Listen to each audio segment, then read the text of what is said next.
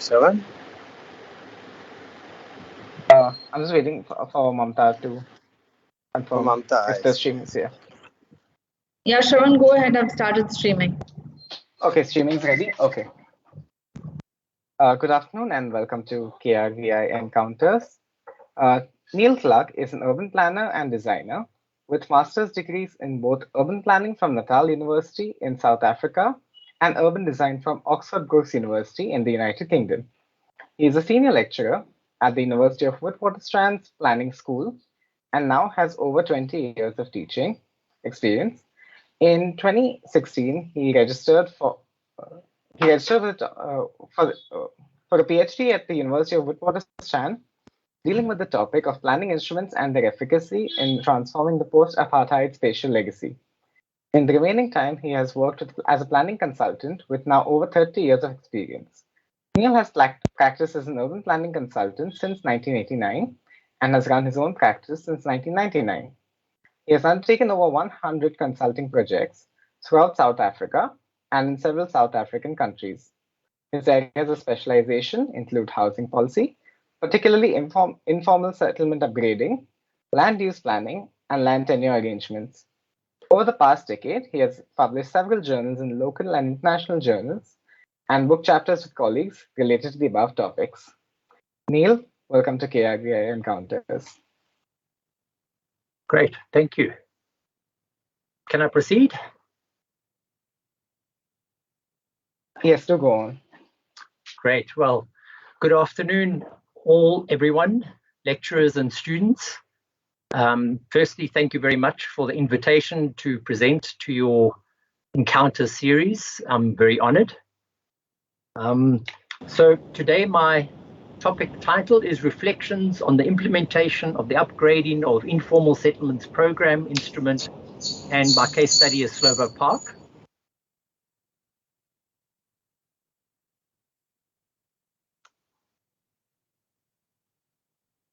Can you see the next slide? Yes. Yes, great. Okay, so really this presentation is based on the third case study of my PhD, which I registered in 2016. And the actual topic of my PhD is, why do equity-oriented progressive planning policies fail to redress the apartheid city? An examination of planning instrumentality in South Africa. And so really what I'm doing in the PhD is looking at planning instruments. So trying to understand why planning really has had such limited effect on transforming the apartheid landscape of fragmentation and separation. And while I acknowledge that there are many factors involved in that, my PhD is really just focusing on the instruments of planning and what we utilize as planners. And it was really inspired by the literature, public policy literature on instrumentality, particularly Legales and Lescombs, who basically see instruments as being derived from conflicted or negotiated processes, and thereby reflecting the relationship between the governing and the governed. Furthermore, they see instruments as institutions that need to be constructed rather than readily available objects. And as such, they argue that these instruments affect how actors behave and how they create uncertainties from the effect of the balance of powers, that they will eventually privilege certain actors and interests and exclude others. They constrain actors while offering them possibilities, and they drive forward a certain representation of problems. So it's really looking at all aspects, not just the documents themselves and the wording of instruments, but the circumstances by which instruments are formulated and how they're implemented, to try and get a better understanding of the lack of implementation processes. And so my third case study is looking at informal settlement upgrading in South Africa. And that's been informed by recent literature, my involvement with over 30 years in informal settlement upgrading in South Africa, and a synthesis of some alternative ideas emerging from current practices in South Africa. So the contents of my presentation this afternoon is to give you a background into the housing and informal settlement situation in South Africa, to give you a brief outline of what the South African government's approach to informal settlement upgrading is. And then I'll briefly look at the case study that I've been involved in for a number of years now, to see how that instrument is being applied in that particular area. And then finally, I'll reflect on the efficacy of that instrument at the end. So really the problem that we're facing, very briefly, is that the existing instrument to address informal settlement upgrading in South Africa is the Upgrading of Informal Settlements Program, something called the UISP. And it's one of 16 different policy instruments that the state uses to provide housing to very low income people in South Africa as a result of the legacy of apartheid. So its aim is to formalize informal settlements using a very linear process of development. And ironically, it's taken the state almost 15 years since they first devised this instrument to actually begin to engage with it. And the irony is that now that we're beginning to engage with it, we've seen the shortcomings and that actually it's a very inappropriate instrument. So moving on to housing challenge in South Africa. So I don't know if you can see my cursor on this map. That red dot is Johannesburg, where I am based. South Africa is made up of 9 provinces. So you have a national government, and then you have provinces, which are like a federal system. They have a certain amount of power. And within each of these provinces are local government municipalities. So South Africa has 3 tiers of government, which is relevant to the application of policy instruments. So we have roughly, since 2002 to 2016, there's been an increase in formal, what we perceive as formal housing. And there's images of it here. Informal housing has basically remained the same, 13.2% and now 13.9%. So there's been a very slight increase. Then there's traditional structures in mainly rural areas, and there has been a decrease in those. And that's really been taken up by the formal housing delivery by the state for low-cost households. So what you're seeing here is quite a variety of housing forms. On the top right here is Johannesburg and the northern suburbs, where a majority of still white population live, and the elite. And you see it's a nice leafy suburbs. Not far from there is already some informal settlements. This is Alexandra with the background of Sandton and the northern suburbs. And in the foreground is Alexandra Township, the previous group areas townships in Johannesburg. Here you've seen the juxtaposition of informal settlements and suburbs, wealthy suburbs. And this graphic here is of the traditional townships that were built for effectively black labor during the apartheid period. This is a picture of Soweto, which is quite well-known area of Johannesburg. And this picture here is really the new RDP housing that has been rolled out over the last so many years. So this is really the challenge facing South Africa at the moment in terms of housing provision. And that in 1994, at the end of apartheid, there was basically a 1.5 million households backlog of what they classified as adequate shelter for people. And that was really the legacy of apartheid, of discrimination against certain groupings in the country. The new post-apartheid government, the new democratic government, instituted housing policies in 1997, and they rolled out RDP housing, redistribution and development program housing, and it was just to focus on top structures. And they rolled out 2.65 million by 2012, Unfortunately, in the same year, they calculated that they still had a growing backlog of 2.3 million. In 2018, they had rolled out 4.77 million of these, what they then called breaking new ground, which they now call breaking new ground housing, which I will briefly explain further along, and 1.14 million serviced sites. But at the same time, between 2018, they still had 2.1 million households needing adequate shelter. So basically, they're not addressing the backlogs, let alone future growth. And these backlogs are determined by waiting lists. People put their names on waiting lists for adequate housing, which in itself can be quite a problematic process. But we can discuss that. So here's an image of the RDP housing that they've rolled out. This is near Johannesburg, on the edges of Johannesburg. Most of it is on the edges of the city because the land is cheap, and they only allocated a small budget to the cost of land. So what people would get, everyone earning below basically 17,300 rupees per month would be, and as a South African citizen, not owning any other properties. So there are a range of criteria. They could apply for a subsidized house from the state, and they would get a service plot, which is freehold tenure, and a top structure of started at 15 square meters and is now 45 square meter structure.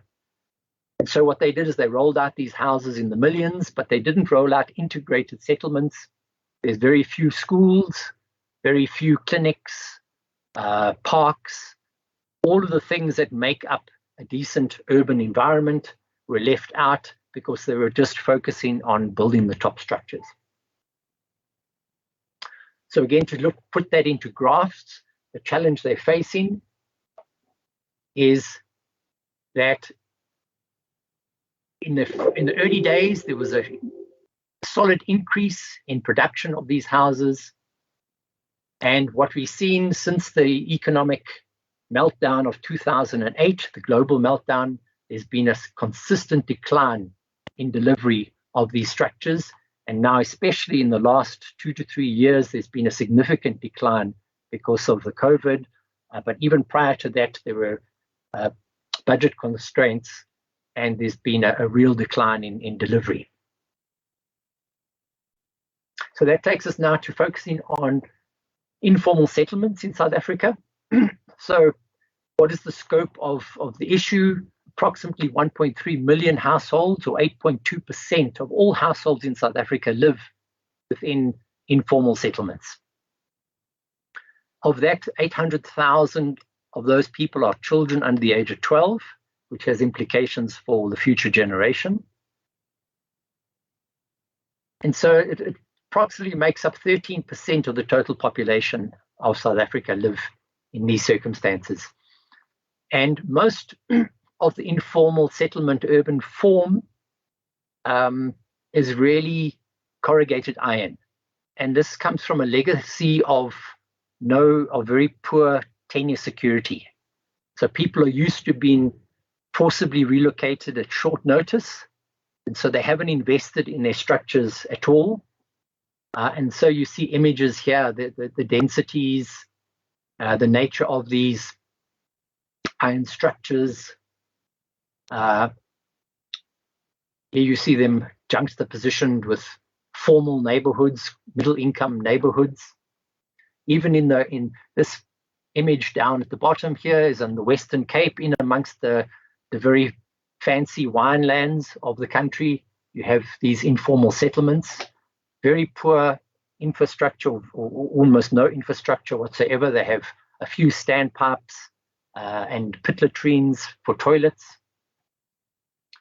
So between 1994, post-apartheid, and now post-apartheid, there were 300 of these settlements in the country. There are now over 2,200 of these settlements in South Africa.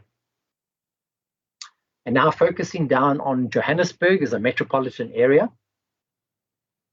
It's a city of approximately 5.9 million people, a metropolitan area. Half of the households in this metropolitan area earn below 12,000 rupees per month. So there's huge inequality in this city. I think South Africa competes with Brazil as one of the most inequitable countries on earth in terms of GDP and income. So 19% or 1.13 million of these people in Johannesburg live in informal settlements. And to the right here is a map of Johannesburg. There, where my cursor is the CBD, the Central Business District. It is a multi-centered city. So we have Sandton here, which is the economic center, the new economic center, or newish economic center of the city. We have Rosebank here, and all of this area here within the ring road around the city is the wealthy northern suburbs that you saw an image of earlier. And then you see where the apartheid townships were of Soweto on the edges here, across from the mining belt. This open area in the middle of the city is the mining belt, the gold reef, which is still largely undevelopable because of the past mining activities and polluted land from the mining. So it's used for industrial purposes and logistic purposes. And so all of these squares you see on this map here are the informal settlements in Johannesburg. And as you see, they're all on the periphery of the city and far away from the work opportunities. And just to indicate how out of touch some of the politicians have been, in 2009, the then mayor, Masondo of Johannesburg, declared that they would upgrade all 180 settlements in Johannesburg by 2014. Well, now in 2021, we now have 210 informal settlements that have not been upgraded. So they've really made zero progress and have actually gone backwards. So these have been some of the proposals that have been put forward by the state, by private companies, to develop integrated mega projects, basically mini cities on the periphery of Johannesburg. I think 5 were proposed over the last few years.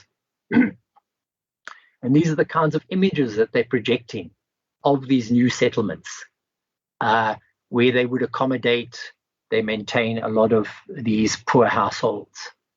Of course, none of these new developments have actually emerged. What has emerged is what they call mega projects is simply RDP projects assembled together in one large area. And then they have made greater attempts to put in integrated services, more schools, and things like that, and called them mega projects. Another more recent approach is under this breaking new ground, is something called breaking new ground walk-up. So it's basically taking people from informal settlements and giving them, if they qualify as South African citizens and earning below that amount I provided earlier, below 17,000 rupees, they would be given a unit within a 4-story walk-ups. And this has largely been driven by the private sector in partnership with the government. And what they were in such a rush to develop these units, to make profits in terms of putting more people per square kilometer into these units, that they failed to examine how you manage the ongoing maintenance of these units. And so now in 2021, we're currently doing research into some of these developments. So this was in 2016, and now in 2021, one's already seen how these units are beginning to decline. There's no communal payment system. There's no money for maintenance. So when you have sewage leaks, water leaks, there's no money to maintain it. And the people hold freehold title. So basically they are responsible for their own maintenance of these areas. So what we see in here is a huge problem that's going to be emerging over the coming years. So coming down to Slovo Park, it's an informal settlement, about 23 kilometers from the CBD of Johannesburg. Here you see the mining belt running through the center. Here's the old township of Soweto, Tembisa. You can see the urban form on the aerial photograph, the very dense horizontal urban form of Alexandra, Tembisa, Soweto. These are the huge, previously exclusively black areas in terms of the group areas under apartheid. So Slovo Park is down in the south, 23 kilometers from the CBD. This is the image of the settlement. It has currently 3,734 households. It was set up in 1994 on a vacant piece of land. One of the community members went over the highway to this suburb across the way and measured up the blocks, and they repeated the measurements in this layout and laid out the area. So I won't take you through the details of this history, but effectively in 1994 already the city promised to incorporate them into a formal housing development. That never happened. Between 1994 and 2007, there were various feasibility studies undertaken. There was dolomite found on the site, which is a rock under the ground that forms sinkholes if there's a lot of moisture in the ground. So they basically suggested that most of the population should be relocated. In 2007, the community formed a formal organization called the Slovo Park Community Development Forum. In 2007, they continued to negotiate with the city. The city varied how many sites they could provide, how many houses they could provide, from 600, 500 to 2,500. But basically, they never delivered. And then finally, in 2012, the community got together with a legal NGO and they went to the High Court. And in 2016, they got a High Court order granted to them to order the local municipality to adopt the UISP policy, basically their own policy. They ordered them to adapt it, to implement it. And so between 2016 and 2021, very little progress has been made despite regular meetings with the community. I sit on a technical advisory committee to the community, and very little progress. And this year, all they've done is manage to get approval for the first phase of funding from the province. So just to step back to explain that there was a big shift in policy from RDP to something called Breaking New Ground in 2004. And this was really their acknowledgement that they couldn't just roll out individual houses. They had to create more integrated urban environments, linking them into the economy, creating jobs, providing ancillary land uses, etc. And so out of that new policy, Breaking New Ground, which came out in 2004, that emerged the upgrading of informal settlements program. And there they acknowledge that they needed a paradigm shift to refocus from the existing policy that was back in 2004 of responses towards informal settlements from one of conflict or neglect to one of integration and cooperation. So certainly the intent was all there. So this policy basically gets the local municipalities to do an assessment and categorization of informal settlements within their municipality. And what they do there is they divide them into 4 categories.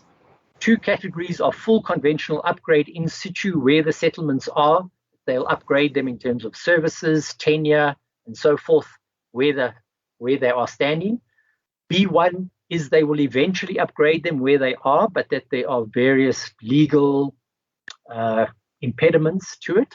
And then there is another 2 categories where they're going to relocate the communities but after a certain time, which is B2, and they'll provide emergency services in the interim. And then there's a category C, which is immediate relocation because of threat, environmental threat, or any other danger that they may face. Unfortunately, most municipalities assessed and categorized their settlements as B2, which means eventual relocation. But effectively, there's no land to relocate these settlements to. So taking that 4 phases, they now have, so once they've decided they're going to implement, they then have 4 phases, which is the first feasibility phase. The second one is securing the land, doing socioeconomic profiling of the community and putting in interim services. Phase 3 is undertaking detailed planning and what they call township establishment, doing a detailed layout of the area, doing environmental impact assessments, all of those kinds of things, and putting in social amenities and formalizing tenure. And then phase 4 is where they build top structures for those who qualify, applying using different policy instruments for funding purposes.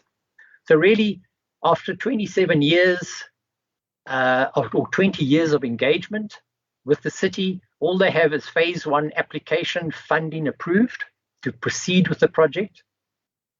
In the interim, they have undertaken not in the interim, prior to this happening, there was some initiatives like a socioeconomic survey. Consultants were appointed to do a layout for the area. In 2019, interim electricity was installed into the area. No tenure issues have been even discussed. They produced a layout that was rejected by the community because it basically would have required too many people being forcibly relocated. And so we're still now waiting for a new set of consultants to come into the project. And that's where we are. So they haven't started phase 4 and they've done some aspects of phase 3.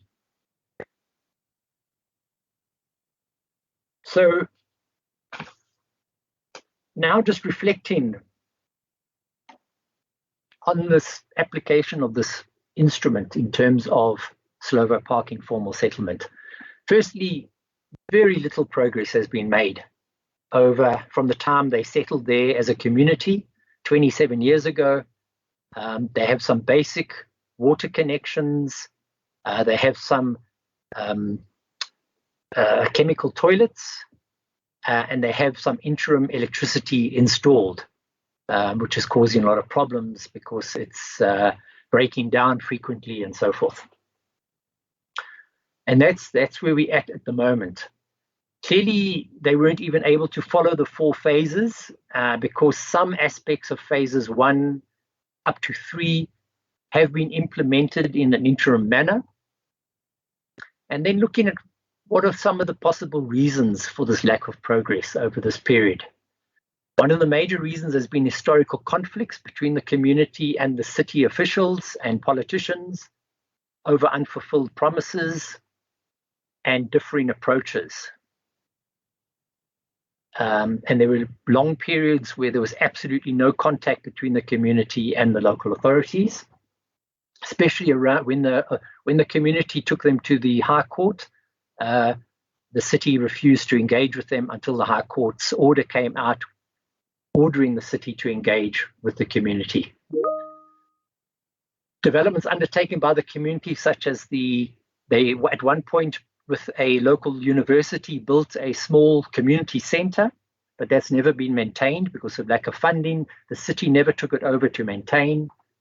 The city has a huge reliance on outsourcing to consultants, and in most cases, the consultants they appoint are inexperienced in informal settlement upgrading, such as that layout that was produced and completely rejected by not just the community, but ourselves as technical advisors. It simply ignored the existing structure of the community. The lack of detail in the UISP instrument to guide city officials around, firstly, community participation. There's no clear guidelines on how you engage with the communities. There's no clear guidelines on what they mean by co-production in terms of getting communities to actually assist in the planning process. There's no guidelines on the various tenure options that could be made available. There's no guidelines, and one of the biggest blocking elements is land acquisition processes, because there's always going to be some level of, in a sense, decanting of people in order to put in infrastructure, that some people are going to have to be relocated and they need to be relocated onto alternative land. And that land has simply not been made available. Levels of acceptable services are not agreed to in policy, and appropriate building standards for structures. Even if they self-build structures, there's no guidelines around what are appropriate standards for safety purposes. And of course, there's a lack of alignment between internal and external government offices, within the city council and between the city and the province. There's a lack of alignment. So finally, most crucially, the funding arrangements in the UISP instrument effectively precludes proper partnerships and co-production, as the state always holds the purse strings and makes exclusive funding decisions. So whether it be appointing consultants or whatever, the community are never party to any of that. So there's a real lack of transparency in these processes. So what are the lessons from Slovo Park in terms of this instrument? Firstly, the instrument needs to properly facilitate incrementalism. At the moment, it views it almost like a greenfields project that begins on day one, and you get a budget and you work as a project to the end over a 2 or 3 year period is what they wish for. And it simply doesn't work like that.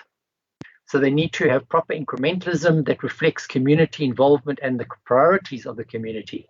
The instrument needs to clarify participation and co-production mechanisms.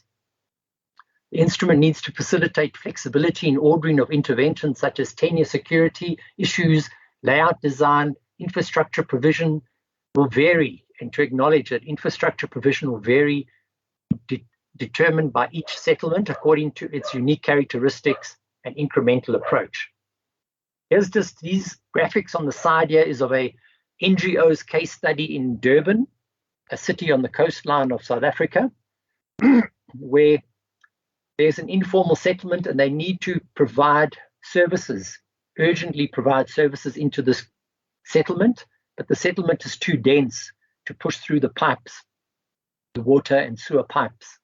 And so what they've done is they've designed a very basic wooden structure that meets safety regulations so that they can relocate people within the alignment of those infrastructure lines and place them into these structures just to enable the infrastructure to go forward. So it's not a linear process. It's not a process of providing housing as such. It's really the aim of providing these houses is simply to facilitate the installation of needed infrastructure. And so this is an image of what it could look like with these two-story units that would then enable the infrastructure to go in, and then they could maybe start looking at tenure issues and so forth. And then finally, the instrument needs to introduce funding mechanisms that facilitate partnerships. They somehow need to be able to have shared decision around funding. And then finally, to conclude, I think we need to go right back in the case of South Africa and actually do away with some of our persistent colonial images of the city. I think there's been a huge reluctance by politicians and officials to really engage with our informal settlements. And we need to decide on a theory of change to formulate a common vision of what our cities will look like in the future that will incorporate incrementalism, because I think there's a reluctance to actually incorporate it and therefore a reluctance to actually engage with these communities. We need to establish dedicated institutional structures to engage with informal settlements. We need to build specific skill sets in order to, within these institutions. We need to review the UISP instrument to shift its entire framework to incremental interventions. And there's a number of innovative approaches that have been utilized on individual informal settlements throughout the country, which can be institutionalized. And finally, to facilitate budgeting and relevant policy instruments to support this approach. Thanks very much.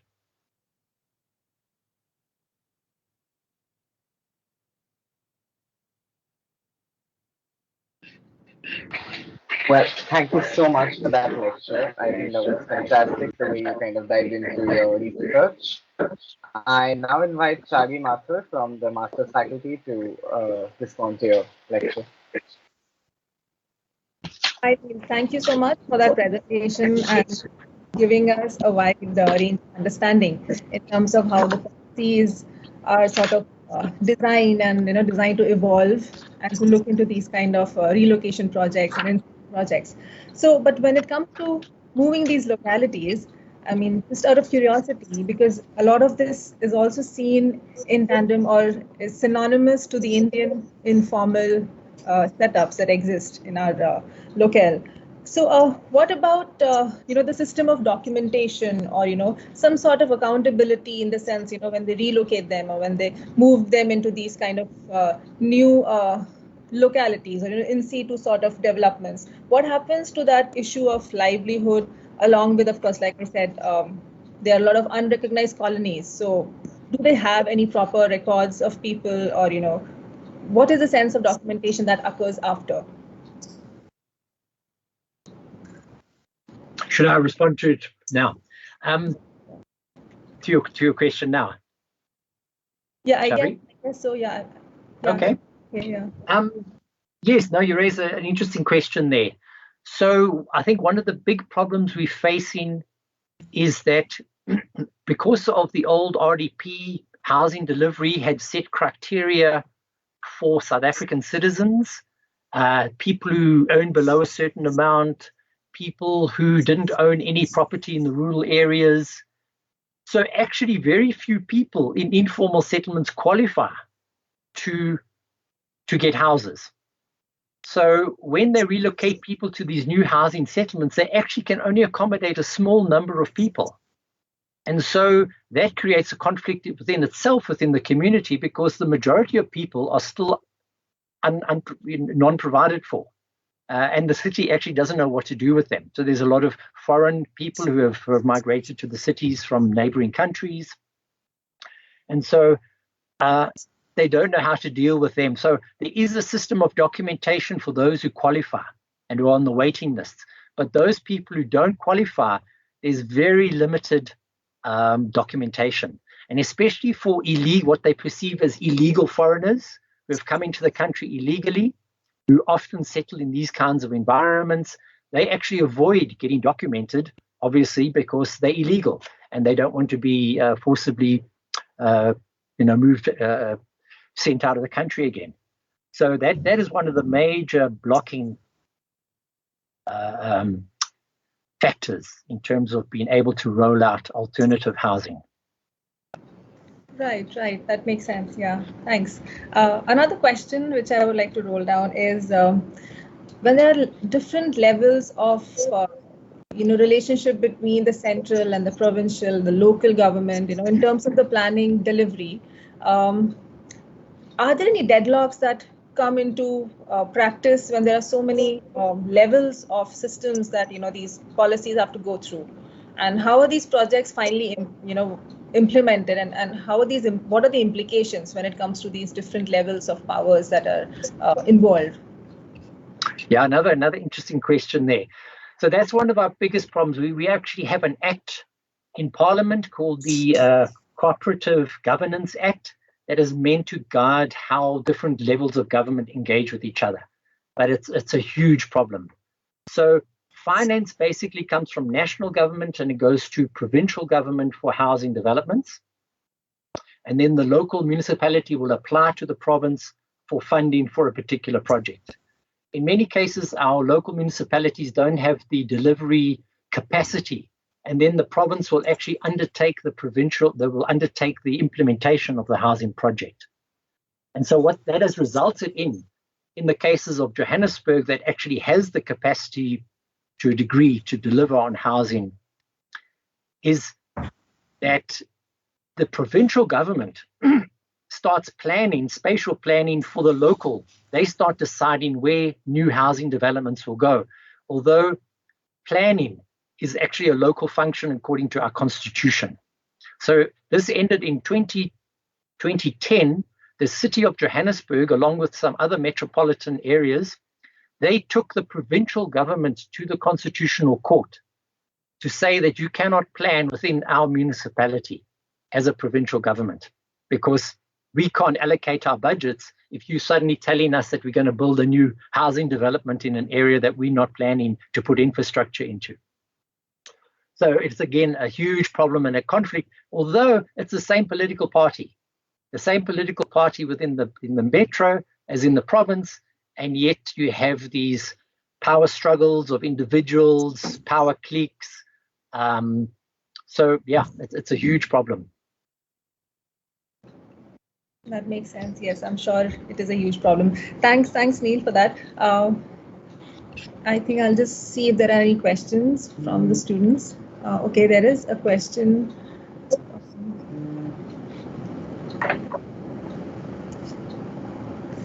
Yeah, hi, Binti, would you like to go ahead and ask your question? You'll have to unmute yourself, and we can't hear you. Binti, you'll have to unmute, sorry. I can't hear you. Thank you for perspective, the South African perspective. And no, my question was to do with this persistent colonial imagination. So do you think it kind of applies to all post-colonial societies, including India? What's your take on that? Well, I won't venture into making a pronouncement on India, but certainly in South Africa, there's this image of the city, of what a city should look like. And it seems to dominate even the post-colonial thinking in South Africa. The notion of a single plot with a bungalow unit on it, which very much comes from the UK. And the image of even the roof structure of a house, a flat roof is not really acceptable. So there's those kinds of images, and certainly the image of an informal settlement is just, politicians in this city simply don't want to entertain the idea of making those formal suburbs of the city. It's always a question of relocating, of completely changing the image of those settlements. So it's really to get a different image of the city and to accept that these are vibrant areas of our city that make a contribution, that are not just eyesores. I don't know if that answers your question. Yes, thank you, Professor, and thank you for a wonderful presentation. Thank you. You should look for a South-South collaboration. These highly segregated societies like Brazil and Johannesburg. Yes. Yeah, we do have quite a bit of contact with a university in Brazil, but yeah, we've been very keen to actually link with yourselves. I'm particularly interested in, for instance, the high-rise units in Mumbai and how people from informal settlements in Mumbai have been moved into these high-rise and how those are turning out. We're very intrigued to see that.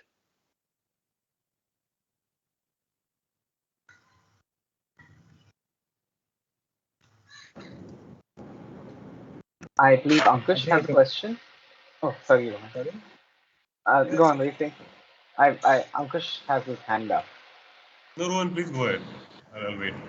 No, just a follow-up to what Neil and Binti were talking about. I think a comparative history of the way that low-income housing has been looked at across different contexts would be very, very productive in many ways. I wonder what kind of commonalities and what are the points of departure that we can discover for us, especially because the history that you've had with your apartheid, post-apartheid history would be really interesting for us to kind of really think about in terms of what is the imagination of housing and integration, I think, which is a big question that we're given, which is implicit very often. Segregation is implicit very often in the way that we imagine our cities, but not yet explicit. I mean, sometimes even explicitly kind of put out there. But I would really be curious to see how that plays out in comparatively between the two cities. Yes, that notion of implicit and explicit. Certainly in the instruments, I find that really interesting to look into the instruments and how they formed, and where you see implicit intentions coming through that are certainly not made explicit.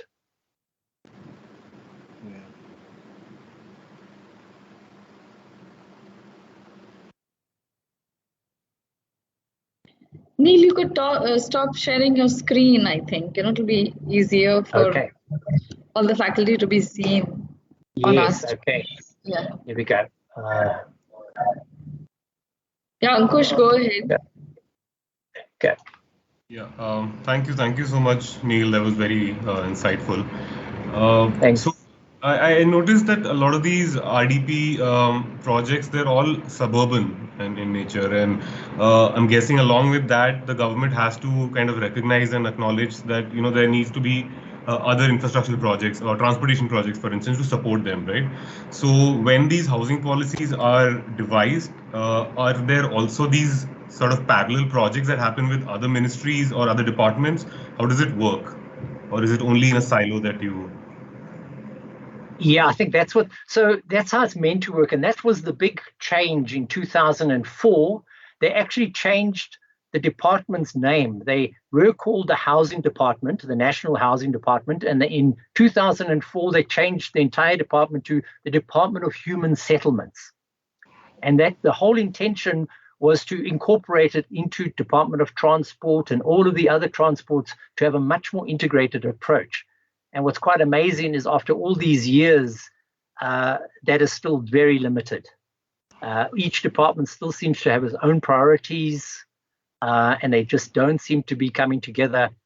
One of the big problems with our housing is that despite them talking about a change of policy to quality of housing, quality of settlements, they still measure it by numbers.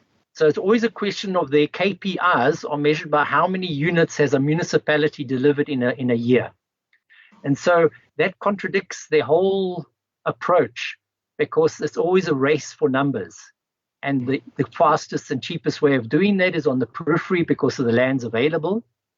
And so they roll out these houses, and even these new mega projects are on the periphery of Johannesburg, no public transport facilities, no work opportunities. So it's really, really problematic. Right. Thanks. I actually, I mean, is it okay if I ask another question? So you said that, I mean, most of the planning has historically been like a reflection of the apartheid, right? So what about the current sort of big ticket projects that are happening around, say, places like Johannesburg? Do they also sort of have that spatial legacy of the apartheid, or do they? How are they spatially distributed? Are they anywhere near these resettlement areas at all? Well, just to say, I mean, in the sense that the post-apartheid government really tried to address the legacy of apartheid, and I think what they saw is they needed to deliver very quickly to a population that had been traumatized for hundreds of years by this apartheid system. And so they saw it as housing, as the most direct way of delivering a product to their citizens and the poorest citizens. And so I think, there was much debate around the early housing policy in 1997. And they arrived at this, the quickest way was to simply obtain land in large amounts and roll out the units. And it was only later that they really began to look at the implications of that was actually reinforcing the apartheid spatial structures of putting the poorest people on the periphery of the city purely as a product of the fact that land was cheap. It was rural farmland that they were turning into urban land. So it wasn't an intention, it's just, it was an indirect implication of that. And so they've been constantly caught up now with the idea of still delivering numbers, because there's an expectation of how many numbers you deliver a year, and the land market, which is very unequal, very difficult to get any form of affordable land closer into the urban areas. And that's why now you're getting the private sector partnering with the city to get what they call buffer land, which was the old mining land, and they upgrading that land and cleaning it, and they put in these 4-story walk-ups. They're trying to increase the densities to put poor people in. But unfortunately, these private sector companies simply deliver the unit and they walk away. And the city never thought through the policy process of how do you now manage an urban form of that nature. That is basically people living above themselves, high intensity usage of the buildings, of the public spaces, and no finance, no money to actually maintain them. There's no body corporates or anything of those structures to maintain them. And this is what we're currently facing at the moment. And we actually got a research project going at the city, in the school at Wits, where we're trying to investigate this and actually try and stop future developments happening until they've resolved these policy issues. So sorry, just going back to your question. So current projects, yes. So one of the most innovative projects they have been pushing for is a rapid transit system through the inner part of Johannesburg. And that was to increase densities along the transit system. But again, it's a problem of land cost. So it hasn't been that successful. The private sector has actually been making more benefits from it by building lower middle income housing along the corridors. And we're still leaving out the poorest of our communities. Very good. Thanks. Thank you so much. And yeah, once again, the talk was great.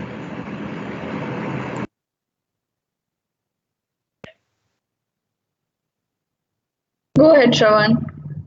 So there has been, so as we saw, there was this kind of rise in the need for informal the need for informal housing as more housing was sort of built. Informal housing kept popping up even more than what was built. So if these goals are once met, and if everyone is provided with housing, are there like these sort of plans to prevent the need for more informal housing to come up, either by over-delivering on the housing, like making more houses than are needed, or whether it's any other sort of policy that's sort of preventing the need for informal housing once all informal housing has been sort of formalized to some degree? Would there be a way to prevent the need for informal housing as well, so that they don't have to indulge in such projects anymore by attacking the source of the problem? Well, really, to attack the source of one of the major sources of the problem is rapid urbanization. And again, that's a legacy of apartheid, in the sense that many people were pushed off the land post-apartheid, actually. When new land laws came into effect post-apartheid, saying that people who had lived on farms for longer than 30 years had a right to actually portions of those farms as workers. What happened is many of these farmers then went along and they hooked into the RDP housing policy, and they said to their workers, look, why don't you get a state house free of charge in the local village, in the local town, and I will commute, I will bring you every day to the farm to work, and I'll even take your children to school. And these were the kinds of promises made. And of course, what happened the moment the people moved off the farm into these housing, they were basically fired or retrenched from the farm. And so these big RDP housing settlements are not just in the big urban areas, but in many of the small towns. On the periphery of the small towns are these housing developments, and they're basically made up of farm workers. So going back to the root of it, what we really need to do is to try and attract people back into the rural areas to undertake farming. But we've got huge commercial farming in South Africa. And so we have another whole policy, the land reform policy, that's meant to be addressing that. But again, it is years behind implementation. And I don't know if you've ever read it recently on South Africa. There's a whole debate going on about expropriation of land without compensation. So that's in the public interest to expropriate land from mainly rural farmers, to reallocate it and redistribute it to previous occupiers of that land. But that is obviously coming up against huge pressures from the private sector. So that is still constantly in debate. But it's how do you reduce the numbers of people coming to the city for opportunities because they don't have opportunities in the rural areas. And that's really the core that one has to address is the regional planning aspect. It's the only way to reduce the demand on housing in the urban areas. Well, thank you so much for that response, and thank you so much for that answer and your lecture. It's been a fantastic lecture, and thank you for coming here. We have Manoj here. Manoj, would you like to say a few words? Yeah, just a moment. Video is not turning on. Yeah. Thanks, Neil. It has been great to have you again at KRVI. I would like to actually introduce our faculty members to you. A lot of changes have happened, in last 3 years.